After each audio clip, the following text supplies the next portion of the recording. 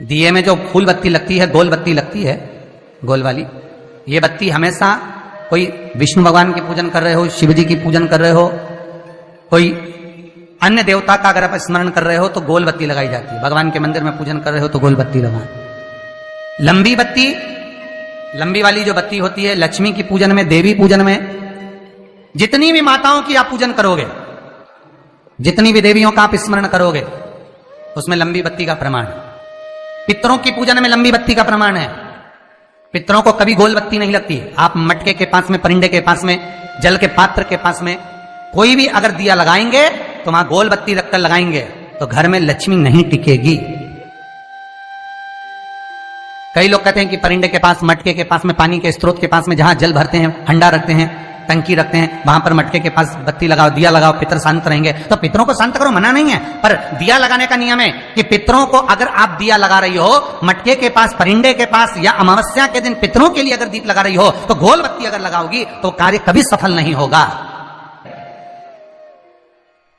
धन आएगा जाएगा, टिकेगा नहीं। इसलिए पितरों के लिए अगर दिया लगाना है, पूर्वजों के लिए दिया लगाना है, पितरों के लिए अगर दीप लगाना है तो लंबी बत्ती लगाइए। लंबी बत्ती महाराज, लंबी बत्ती का प्रमाण हमारे यहां शास्त्र का, गोल बत्ती का प्रमाण। और सुंदर चरित्र कहा, यदि आपके जीवन में बहुत ज्यादा लक्ष्मी से तकलीफ है, कष्ट बहुत ज्यादा है, या इसलिए शायद कहा जाता है कि भगवान को सर्वश्रेष्ठ कौन सा चंदन अच्छा लगता है। आपको पहले भी कथा में कहा, आगरा की कथा अगर किसी ने सुनी होगी तो उसमें वर्णन किया। भगवान को सर्वश्रेष्ठ चंदन कौन सा, भगवान को सर्वश्रेष्ठ चंदन कौन सा प्रिय है, वो कौन सा चंदन है जो भगवान विष्णु को लगाएं, राम को लगाएं, कृष्ण को लगाएं, वो कौन सा चंदन है जो श्री हरि को लगाया जाए। तो जीते जी भगवान विष्णु एक बार गले लगाते हैं, उसको कहते हैं हरि चंदन। कौन सा चंदन है? हरि चंदन। हरि चंदन बाजार में नहीं मिलेगा, हरि चंदन आपको बनाना पड़ेगा। कैसे बनाना है? तुलसी जब सूख जाए उसकी जड़ को निकाल लिया जाए, वो जड़ को पानी में धो लिया जाए, धोने के बाद उसको सिलवट्टे पर, पत्थर पर घिसा जाए, और घिसकर उसमें थोड़ा सा कुंकू, रोली डालकर तैयार कर कर जो भगवान विष्णु के मस्तक पर, कृष्ण राम के मस्तक पर लगा देते हैं, और उसकी एक बिंदी अपने हृदय पे लगा लेते हैं। जीते जी भगवान एक बार उसको गले लगाते ही हैं। हरि चंदन प्रियता। जैसे शिव महापुराण में रुद्र चंदन का भाव है, शिव महापुराण में रुद्र चंदन का प्रमाण दिया जाता है। अगर आपने लिंग पुराण पढ़ी हो तो उसका 5वां स्कंद अवश्य पढ़िएगा महाराज, और शिव महापुराण अगर पढ़ रहे हो तो उसका कुमार खंड पढ़िएगा, जिसमें रुद्र चंदन का प्रमाण है। रुद्र चंदन कैसा? रुद्र चंदन का प्रमाण कैसा? तो महाराज कहा, चंदन घिसकर, पीला चंदन घिसकर उस चंदन को 3 मुखी रुद्राक्ष पर लपेट लिया जाता है। 3 मुखी रुद्राक्ष पर उस चंदन को लपेटा जाता है। लपेटोगे उसके बाद उसको ऐसा गोल करोगे तो एकदम पूरा रुद्राक्ष दिखना नहीं चाहिए, पूरा लपेट कर उसको शंकर के शिवलिंग पर ले जाकर रख दीजिए, और फिर धीरे धीरे शंकर भगवान का जल अभिषेक करना प्रारंभ कर दीजिए। वो चंदन पूरा धीरे धीरे शंकर के शिवलिंग पर डलना चाहिए। शंकर के मूल मंत्र श्री शिवाय नमस्तुभ्यम का जाप करिए। यह कहलाता है रुद्र चंदन।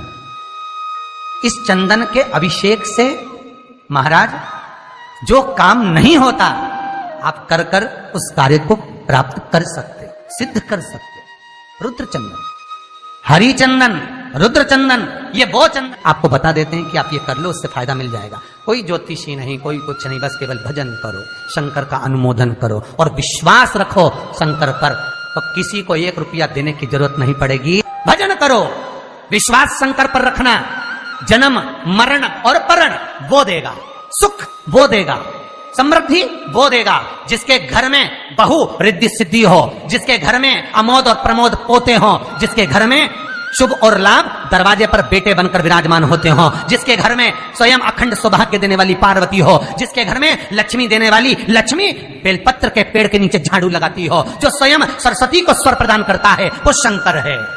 जब सब कुछ उसके पास में है, कुबेर का खजाना वो चोर को दे देता है, जब सर्वस्वता उसके पास है तो सुख देगा, आनंद देगा। पाने का तरीका केवल उसको रिझाओ, जो मंदिर आपसे दूर हो, जिस मंदिर में कोई नहीं जाता, जिस मंदिर में कोई दिया तक नहीं लगाता, उस मंदिर में तुम जाओ और उस मंदिर में एक दिन जाकर प्रकाश कर कर आना, एक बार दिया जला कर आना, मंदिर की सफाई कर आना, शंकर जी पे जल चढ़ाकर उनको स्नान कराकर कोई पत्ती पेड़ पौधे की पास में तोड़ के चढ़ाए आना। 2-4 बार कर कर देखना कितना शांति, कितना धीरज, कितना आनंद, कितनी समृद्धि, कितनी लक्ष्मी मिलती है। तुम करोगे तुम्हारा पेट भराएगा, हम करेंगे हमारा पेट भराएगा। स्वयं करिए। तो ब्रह्मलोक के देवता ब्रह्मा हैं, वैकुंठ के देवता भगवान विष्णु हैं, और मृत्यु लोक का अगर कोई देव है तो वो महादेव है, केवल शंकर, केवल शिव, मृत्यु लोक का देव। अभी एक विचार करो, तुम्हारे घर में अगर थोड़ी सी तकलीफ आई तो सबसे पहले अमेरिका में लड़का रह रहा वो आएगा क्या? पूना में बच्चे रह रहे हैं वो आएंगे क्या? इंदौर में बेटी रह रही वो आएगी क्या? उज्जैन में कोई रह रहा है वो आएगा क्या? सबसे पहले वो आएगा जो तुम्हारे घर के पास होगा या घर के करीब में होगा, बिल्कुल लगा हुआ होगा या घर में होगा। अब आप कहां रहते हो?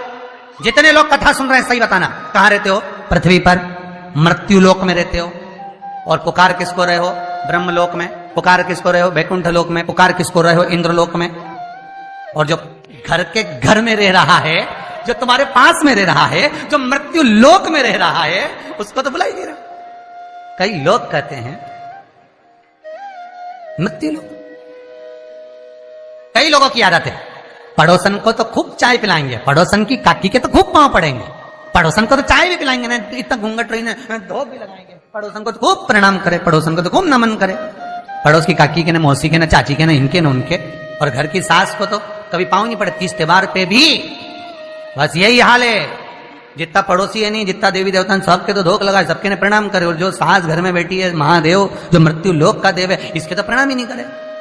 तो किसी ने शंकर भगवान से पूछा, भोलेनाथ सब भगवान इधर, ये देवता का नाम, वो देवता का नाम, वो देवी का नाम, वो देवता का नाम सब ले, और तुमको तो कोई पूछे ही नहीं। शंकर भगवान बोले, भले नहीं पूछे, मरने के बाद तो मेरे पास ही आएगा। मेरे ससुर ने मुझे श्राप दिया है, दक्ष प्रजापति ने, शंकर मैं तुझे श्राप देता हूं कि तू शमशान में निवास करेगा। शंकर भगवान कह रहे मैं तो शमशान में रह रहा हूं, जीते जी नहीं आएगा तो मरने के बाद तो आएगा। बापड़ा ऐसी गीली लकड़ी में जलाऊंगा, 3 दिन ठंडा नहीं करने दूंगा। हाँ मेरे पास, कब बताऊं तेरे। और तुम देखना 3 दिन तक ठंडा नहीं हो, पानी डाल डाल के ठंडा करना पड़े, जब जाके राख में से वो हड्डियां बटोरना पड़े।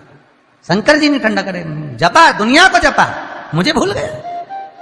जो करीब में है पहले उसको बुलाओ, साथ वो देगा। जो तुम्हारे पास में है पहले उसको बुलाओ, ले जाकर हॉस्पिटल तो छोड़ ही देगा। मृत्यु लोक का देव महा